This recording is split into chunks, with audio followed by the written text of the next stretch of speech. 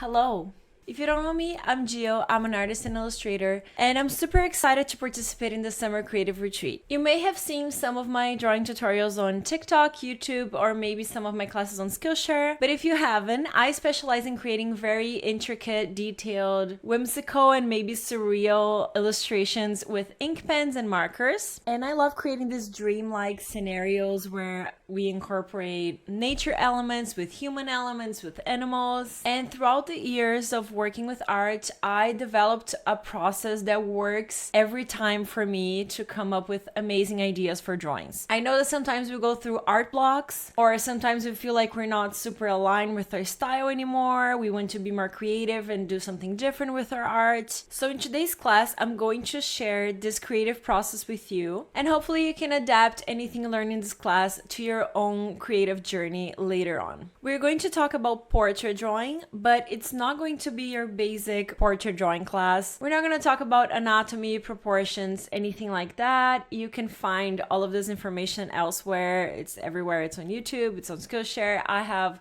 resources in the PDF you guys received if you want to get into that. This class is going to be more about creativity and expressing ideas through a portrait. We're going to talk about storytelling and how we can incorporate different elements in your portrait. And throughout the class, I'm going to help you make this very unique to you, your own message, your own vibe, your own style. Now, enough talking, let's get started. Okay, so for this workshop, all you're going to need is your drawing paper. I'm going to use a bunch of printer paper, super easy and cheap for the first part. And you're also going to need a pencil and eraser. A big part of the class is just sketching and trying things out, having ideas, doing some journaling. So if you prefer to use a pen or whatever you're comfortable with works. And in the end, if you want to use your favorite mediums of choice, so like I like drawing with ink pens, I'm probably going to use that in the end, but this is totally optional. So yeah, basically all you're going to need is pencil, paper, and eraser. Very easy. And now we're going to start the process of coming up with ideas for a portrait drawing. So again, if you want to do a portrait drawing just for the sake of it, you can just find a reference picture, you can take a picture of someone, you can take a picture of yourself and basically use that as a reference. You can do that from imagination. But if you want to take it to the next level, it's not even the next level, but if you have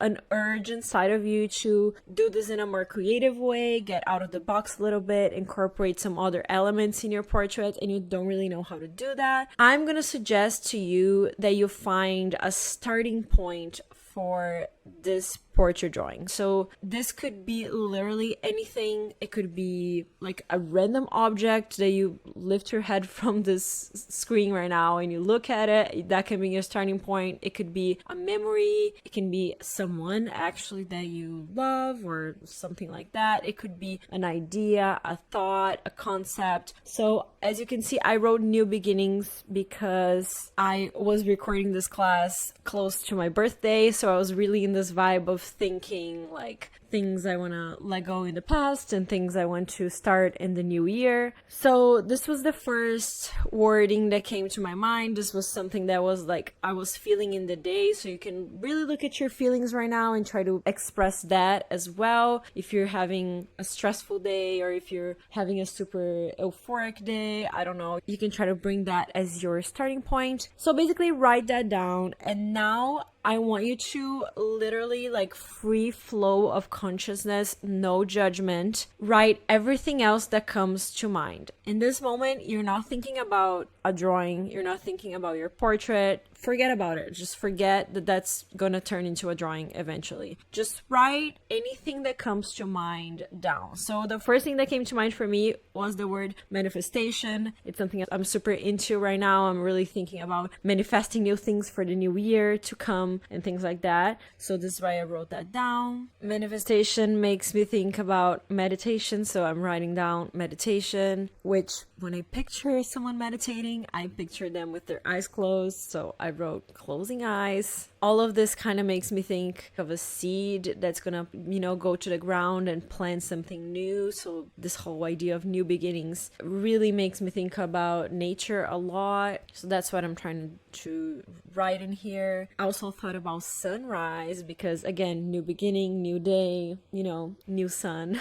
So I'm basically just walking you through what's going on in my mind as an example to you. But of course, yours is gonna look completely different than what I'm doing right here. As you can see, there's no judgment. I'm just like literally writing down anything that comes to my mind, even if it's something abstract or not really tangible. Like, again, we're not thinking about the drawing yet. We're not thinking about like, oh, this is something I could draw. Should be in your mind right now. We're just throwing some words together, and one word kind of triggers the next word, right? So this is the idea of this free flow of consciousness that's coming from these new beginnings. There's not much of a rule. You can write your words and phrases in any position, in any spot in your paper. Also, if you feel called for, you can bring some visual elements into it. So if you feel like doing little drawings and things like that, sometimes that happens to me in this time that we're doing this right now today. I'm not feeling like drawing anything. I'm just coming up with words, and that's totally fine as well. Sometimes some random things come to mind, like I wrote down the word walk, which I struggled to write this down because I was like, this is so random. It almost feels like there's nothing to do with any of this. I can't really see the relation yet, but again, it's an exercise for us to stop judging these concepts and how our mind works. You know, maybe it is a little bit of a mechanism in your mind to come up with random stuff if you're uncomfortable, because this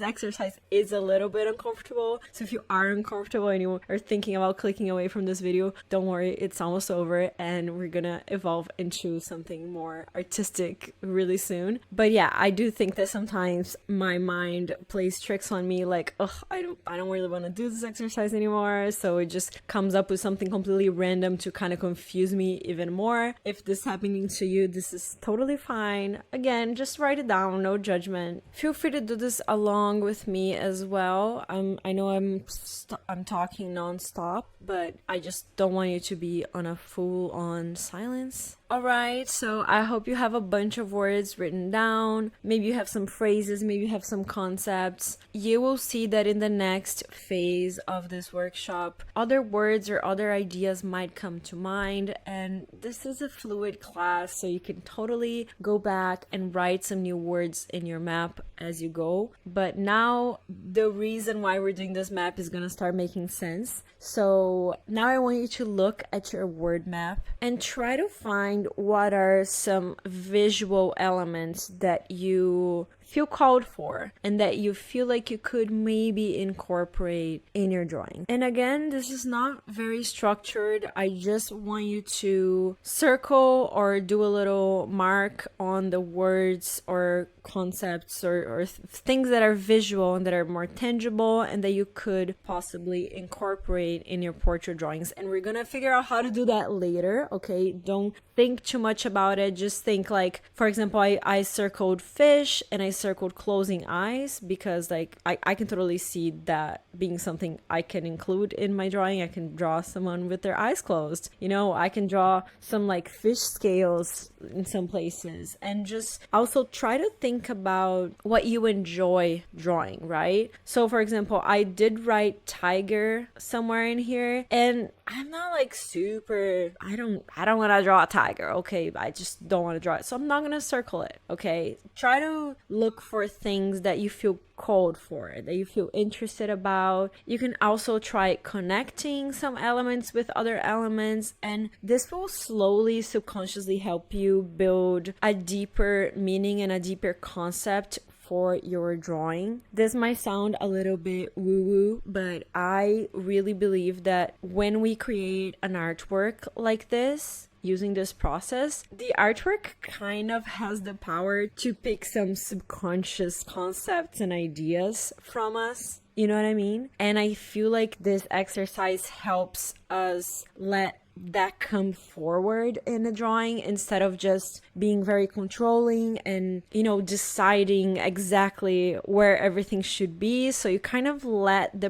process happen by itself. Like you let the process take over, you let your creative brain take over way more than your rational brain, right? We use our rational brain way too much. So this is a time for you to let your rational brain rest a little bit and really create a new challenge for your creative brain to come up and be like, ooh, how can I solve this? Ooh, she's asking me to circle words that I feel called for, but I don't feel called for anything. What am I gonna do? You know what I mean? If this is still like uncomfortable to you, this is part of the exercise. Our creative brain really wakes up when we are faced with new things, new situations, new ideas, new problems, new issues. You know, if things are always the same, if we're always doing things the same way, why would our creative brain even come to play, right? Like our logical brain knows how to do things mechanically. You know, you don't really think too much now when you try to ride a bike or drive your car because you're used to it, right? You don't think too much to brush your teeth because you do it every day. So you know exactly what you have to do. So this exercise is here to challenge you. Okay, so I'm showing you guys what I'm doing with mine. Of course, yours look very different than mine. So now the next step is to try to bring these ideas together in little, ugly, fast sketches, okay? No need to be pretty or to do anything amazing. All I want you to do is to draw some heads, incorporate some elements. You know, I circled a fish,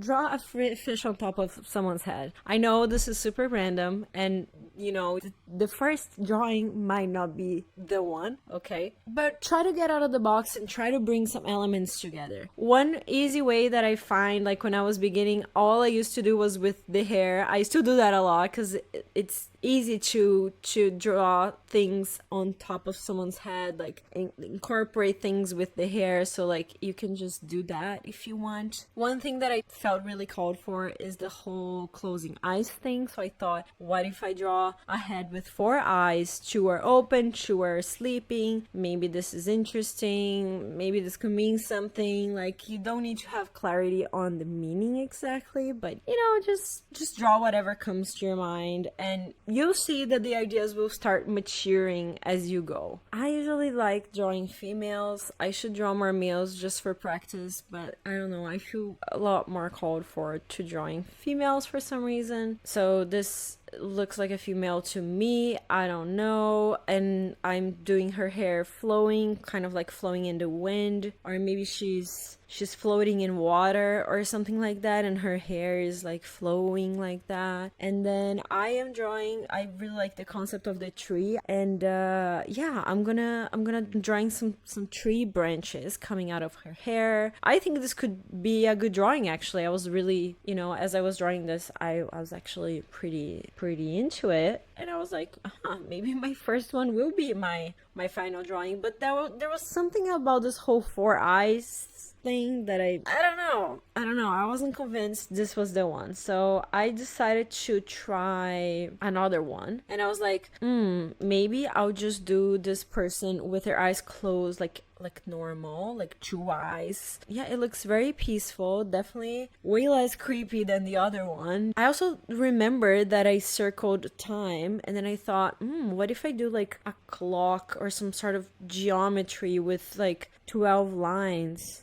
for like the 12 numbers in the clock, you know, like behind the person's head. I don't know, that's why I'm drawing these lines here. I also thought maybe I'll just try opening this person's eyes and see what it looks like. I also have window written down in my map, so I thought, what if her eyes could be windows? But then I thought, like, this is gonna be a little creepy as well. I'm not sure this is the vibe. And I don't know about you, but like when I start drawing for real, this is when my ideas start flowing a lot more. So as I was doing this, you know, all the concepts, all the words started making more sense together, and I started thinking like, how can I incorporate this element in a different way, right? So again, I was really into the tree concept, so I was thinking, what other ways could I possibly add a tree to a portrait, you know, that's not like coming out of her hair or anything like that. I don't know. Here I'm just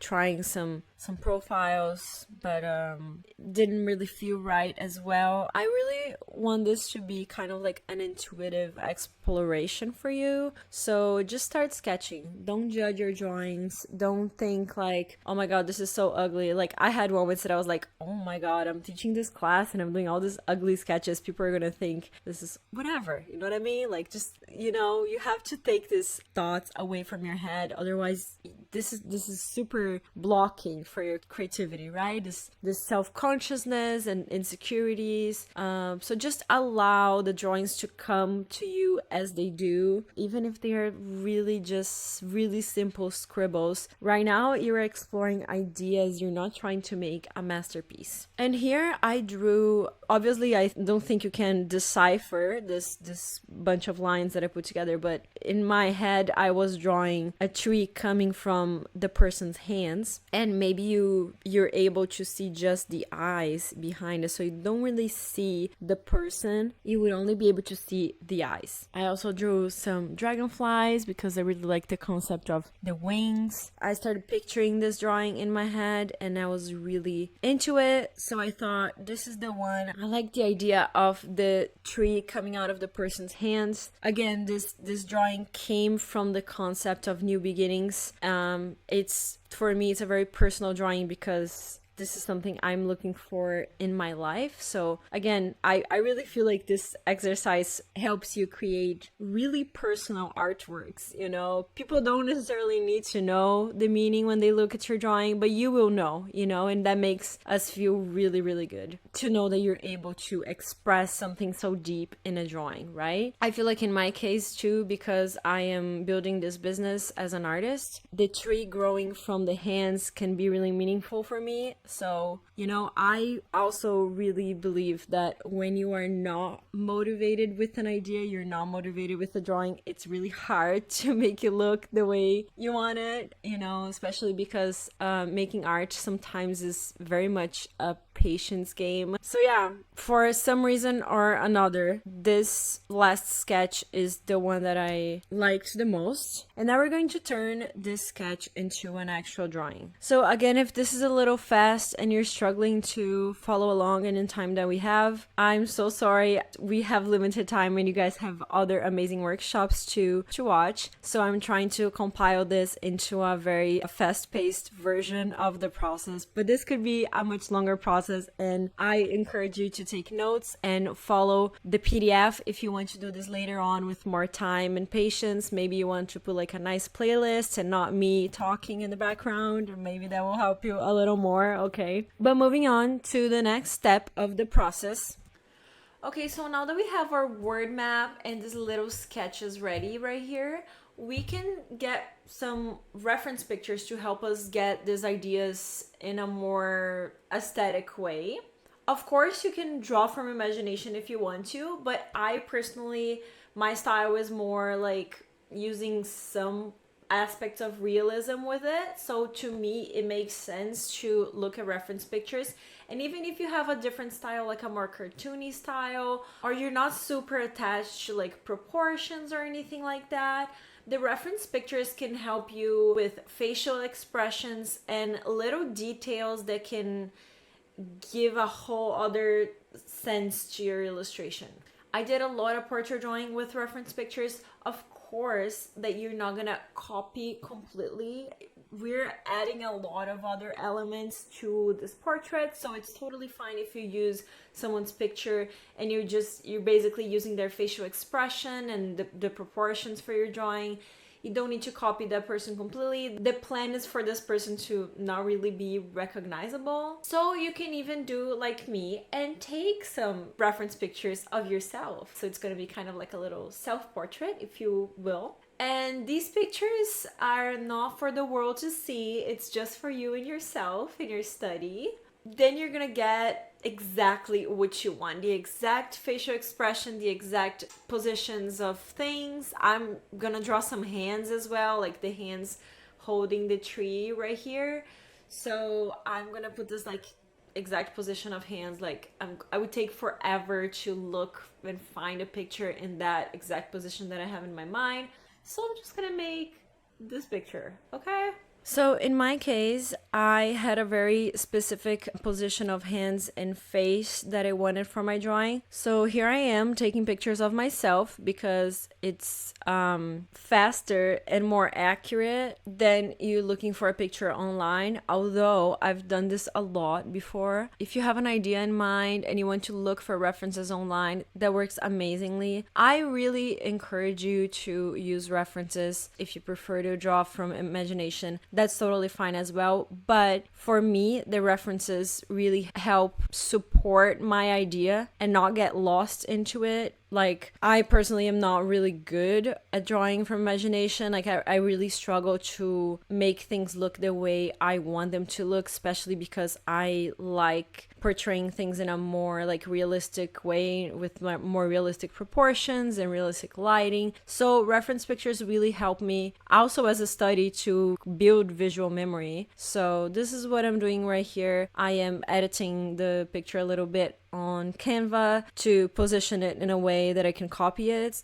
because when I was taking the pictures they like flipped me and I want the hand to be on one side instead of the other. So this is just what I'm doing. I'm not doing anything complicated with this editing, just position things on the side that I want them to be. And again, this is not a class on how to draw from reference or how to do perfect proportions. This is not the idea. So you can do your best to use the references that you created to help you build your portrait. If you have other elements incorporated with your portrait, like for example, if you have a dragonfly like I drew before, or a tree, you can look for those pictures online. You can go outside and try to take a picture of something. So again, the idea is not to copy from one picture, but to incorporate a lot of ideas together, right? And if you don't need a reference for something, then you don't need a reference for something. You just do it from imagination. But if you do need a reference, you can have as many references as you want.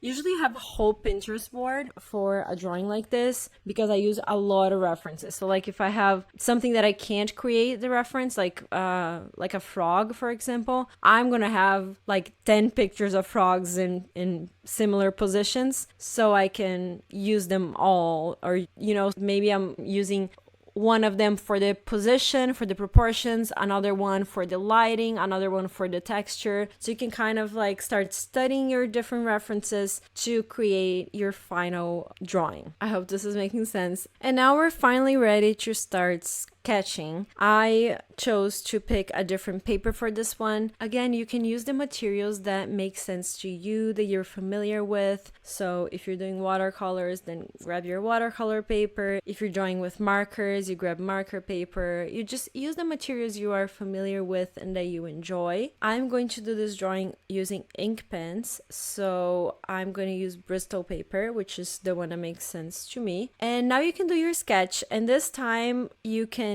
really take your time, do your sketch. Here I'm using the ruler and the compass to create those lines for the clock. I'm not really sure how I'm gonna do that in the end, but it's probably gonna be some sort of like texture in the background or something like that. I'm not really sure, but I'm just marking the lines right here also to know where the center is. And now I'm using my reference picture. You guys can't see here, but I have my computer right in front of me with the picture that I took of myself. I also took some pictures of my hands in different positions, and I'm basically using 3 pictures, one for my right hand, one for my left hand, and one for my face. So this is the first 3 pictures I'm using as reference, and I'm trying to incorporate those 3 pictures together. And again, this is like an amazing process in my opinion, because this allows you to study how to draw something from your imagination. Like, you came up with this concept from your head. Like, no one told you to draw what you're drawing. I don't even know what you're doing, but it's definitely going to be something different than I'm doing, right? It's going to be personal to you with your ideas, your concepts, your messages. So it's a really good way to learn how to draw new things using your reference pictures, but also being creative and coming up with amazing ideas on your own. As you can see, I'm kind of speeding up the process a little bit here because like the drawing itself is not the topic of this class, right? I'm just showing you a little bit of what I'm doing, but I'm sure you're gonna be doing something completely different. This is definitely like the part where your expertise comes along. So if you draw and you create illustrations in a different medium, you're gonna be using your materials, and maybe the process is different. Maybe you don't sketch with a pencil first. Maybe you go straight to the colors. Maybe you are going to do something digital. So this is the part where you know what to do, right? Like you're gonna transform that little idea, that little concept, that little sketch into a final drawing. And because my little sketch was horrible and really difficult for you guys to decipher probably, this is the concept I had in my mind. So the tree is actually growing from this person's hand. I don't really know if it's me. Like I used me as a reference just for the proportions, but it doesn't necessarily mean that's me. You know, when I was drawing, my husband came in the room and he was like, "Are you doing a self-portrait?" And I was like, "No." But then I thought, I kind of am. But it's not necessarily about me, right? The drawing is about new beginnings. But you could be making a drawing about someone else, right? Someone else's experience or someone else's pain in the world, or maybe you're doing a drawing about love, which is a super broad concept, and it could mean a million things in different moments between different people in different times. So yeah, try to not be too attached to the form in which you are creating this drawing. And just remember that this drawing is about a message. You're sending a message, you're telling a story. And one thing I also love about this process is that the final story will be told to you by the drawing. Okay, this is the fun part. As you draw, new ideas might come up. Maybe you will feel like doing something new. I remember one time I was doing a drawing like this, and a moth